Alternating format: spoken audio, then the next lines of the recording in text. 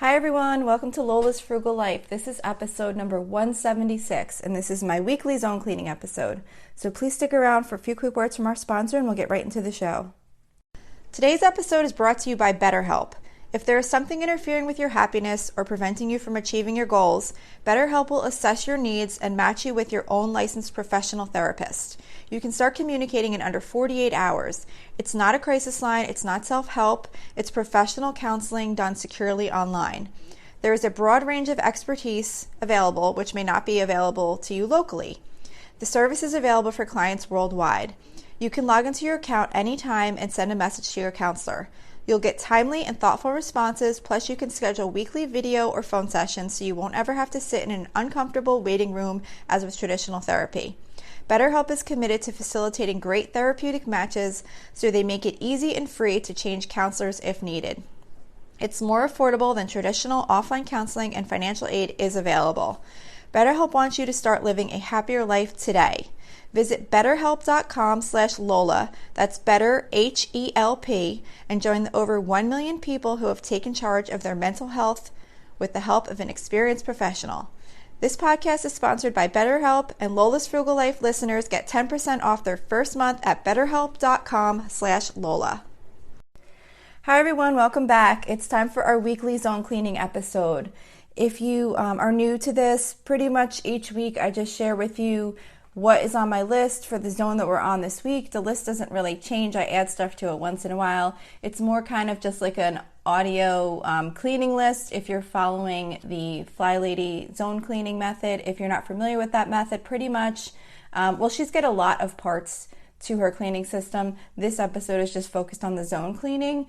And what the zone cleaning is you basically divide your home into 5 areas, and each week of the month you are working in a different zone of your home. So it's kind of focusing you in one area, and you pick things to work on in that area. You get as much done as you can while you're in that zone. And then next week, you move to the next zone. So you pretty much are supposed to do it 15 minutes a day during the time that that zone is assigned. But I don't really do that right now.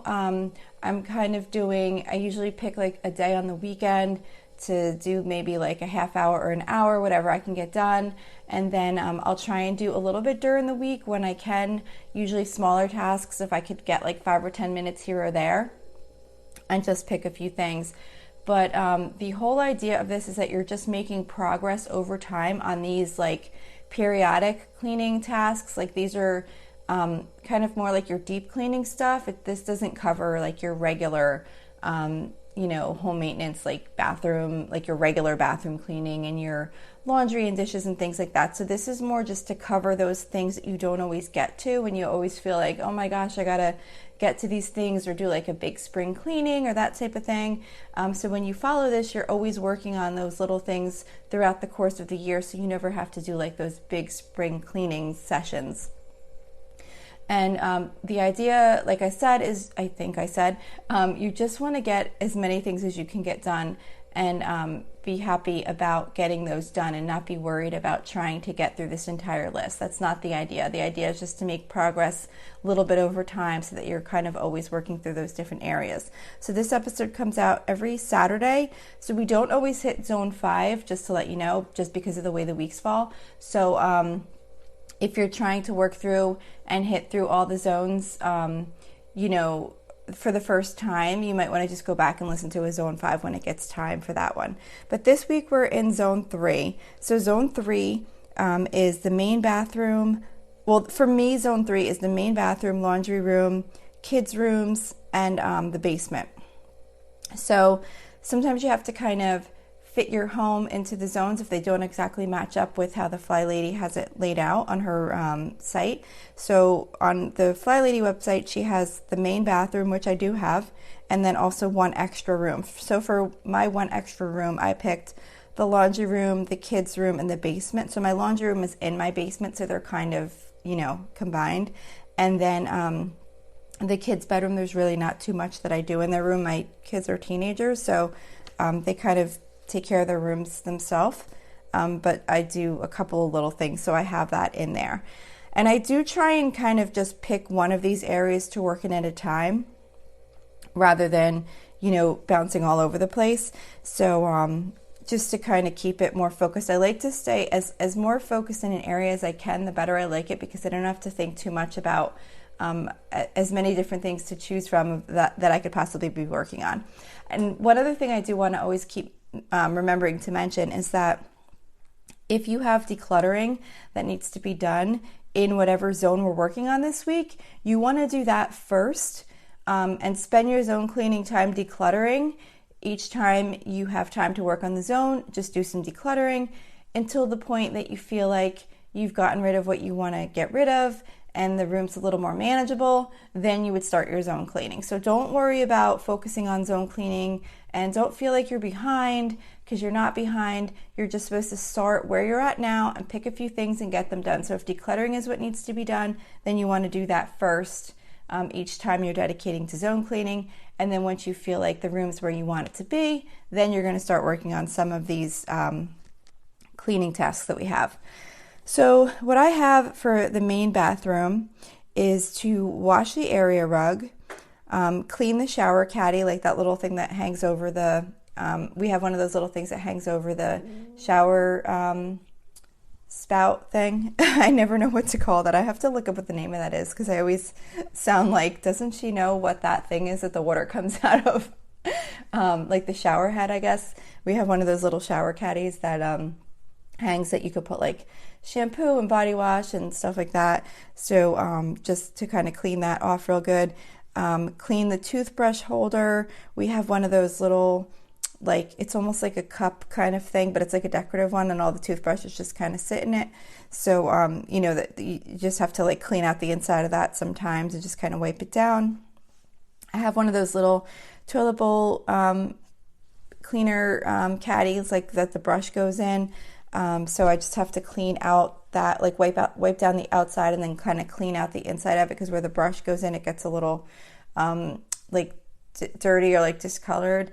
But I do have a really hard time cleaning that because it's one of the ones that like pops open when you take the brush out and then it closes when you put the brush back in. So when you try and open it to like clean it, the part that pops open kind of covers the bottom area that you want to clean. So it's kind of awkward, but I try and do the best I can with that. Organize the drawers. So our vanity has drawers in it where we keep like hair ties and contact lenses and different stuff like that, and stuff winds up getting put back in the wrong spots. So once in a while I just kind of need to go through and just kind of reorganize those and maybe see if anything is in there that doesn't belong or that needs to be thrown out or whatever. Organize the medicine cabinet, check shampoo bottles just to see if any of them are running low, and then replace them with a new one. What I usually do, because my kids don't always use them all the way down to the bottom, so when I see that they're running kind of low, I'll just give them a brand new one, and then I take theirs and I'll just go use it up in the bathroom that I use, just so that we don't waste any of it.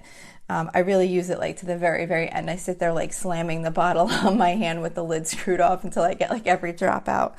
So that's kind of how I do the shampoo bottles. Clean the fan, like the ceiling, like the vent type fan that are in the bathrooms sometimes. What I started doing with that now is I take my Dyson stick vacuum and I put one of the like little brush attachments on it, and then I just suck any dust out, and that's been working really, really well. I used to clean it manually with like either a Q-tip or a pipe cleaner, and it was kind of a pain in the neck, but now that I'm doing it with the vacuum, it's so much easier. Also wipe down the blinds. I usually just use like a damp microfiber cloth and just wipe those down. Clean the drains if you feel like you need to get like any like hair or whatever else might be kind of like starting to build up in the drains. I've been doing once in a while where you take hot boiling water, you pour it down the drain, and then you do like baking soda and vinegar and you let it sit for a little while in the drain, and then you rinse it with hot boiling water again. So I don't know if it's working honestly, but I've been trying it because definitely I know some hair gets down the drain even with like the thing to block it, it still somehow always gets down. So that's that. And then, and I also try and do the wash the shower curtain periodically. I'm trying to keep up on that more because I just replaced, I have one of those like shower curtains. It's called like the hookless one, and then it has like the liner that like snaps into it. So I just bought a brand new liner for it because the other one was starting to get kind of discolored. So I'm trying to keep up on doing that more. It's so easy to do, but it's just one of those things that I probably don't always get to. I find that certain things on the list I always gravitate to because either they show more of a reward or, they're just easier to do. But I mean, ideally, we want to be working through the entire list until we've covered everything over however many weeks of doing the zone that takes, and then restarting over again. So I'm trying to get better at that and really working through everything in the zone rather than just what I want to work on in the zone. Okay, so that's the bathroom. So for the laundry room, I just have remove cobwebs, look behind the washer and dryer for socks or anything else that might have fallen back there, sweep the floor, mop the floor, wipe down the top of the washer and dryer. I don't know why I just said wipe down the top. I mean, I wipe down the whole washer and dryer. Wipe down the chest freezer. We have a chest freezer down there next to our washer and dryer that needs to just be wiped down, the whole thing. Clean any dirt out from under the washer lid.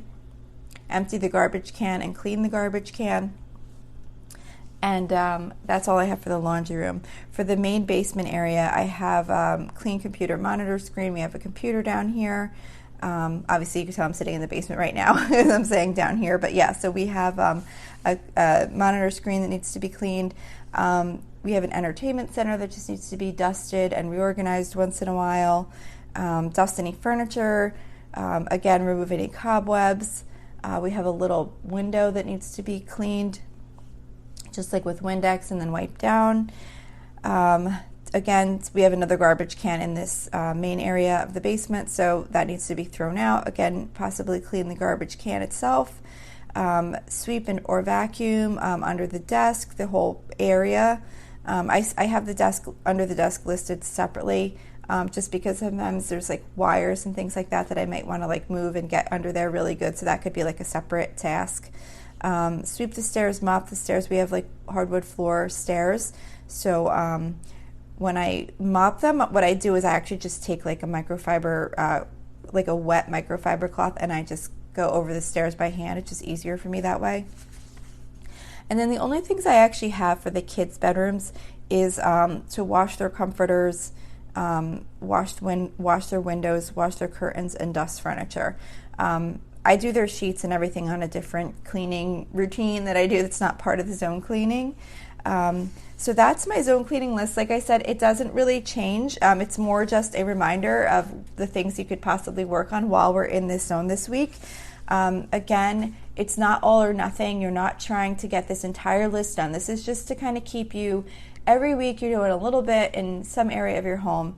And if you're finding it challenging to get moving, sometimes you just don't feel like getting moving on your zone cleaning. So one little tip is maybe to just pick one of those small things that you don't mind doing or that you like doing just to get started. And then once you're up and moving, maybe try and pick something that's a little bit more challenging, or maybe it's not one of your favorites, and then you'll feel good that you got a couple of things done.